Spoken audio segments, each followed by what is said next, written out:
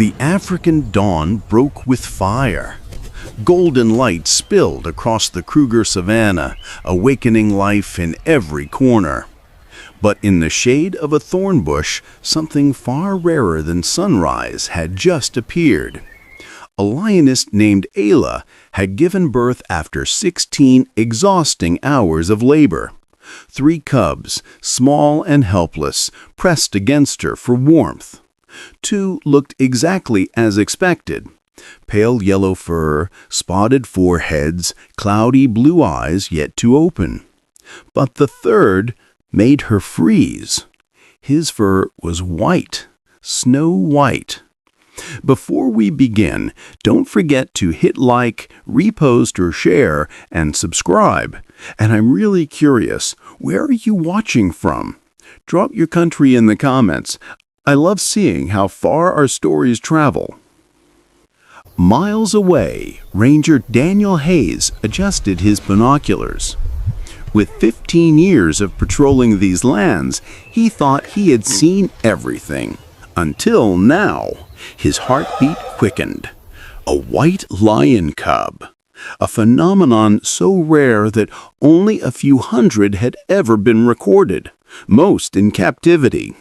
To see one here in the wild? It was like lightning strike twice in the same place. Daniel whispered to himself, a miracle or a curse. Ayla cleaned her cubs one by one, licking away the blood, coaxing life into them. When she reached the white cub, she lingered longer. He was smaller, weaker, trembling with every breath.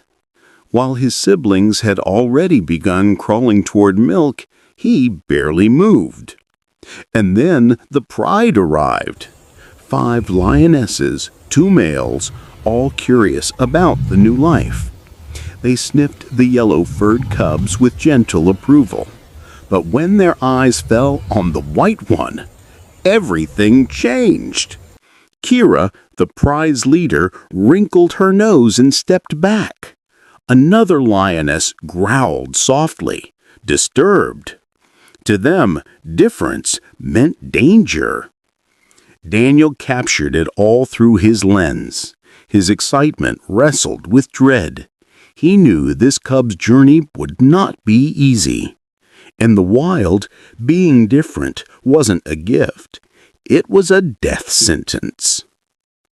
Weeks passed. The golden cubs grew strong, eyes opening, legs steady. The white cub lagged behind, always smaller, always struggling. Playtime became a cruel reminder. His siblings pounced and wrestled while he was shoved aside. When the pride began hunting lessons, the truth cut even deeper. From the dry grass, the yellow cubs blended in perfectly, but the white cub stood out like a torch. Alarm calls rang out, and the hunt collapsed before it began. Empty bellies growled. Angry eyes turned toward the little one. Even Ayla, his mother, growled with frustration. Daniel wrote in his journal, Day 35. The pride sees him as a threat to their survival. The mother is torn. The tearing only grew worse. Ayla still nursed him, but only in secret. She devoted more time to her other cubs, who showed real promise. The white cub learned rejection, keeping his distance, watching in silence. Then sickness struck, fever, weakness, mere stillness. Ayla stayed by him all day, licking, urging him to drink, her love burning through instinct. But the pride's patience was gone. Their leader demanded a choice, the pride or the white cub. On a misty morning, Ayla made the hardest choice of her life. She carried him far away, beyond the pride's territory, and laid him in the grass. He cried out as she turned, his tiny voice breaking the silence. But this time, she did not turn back.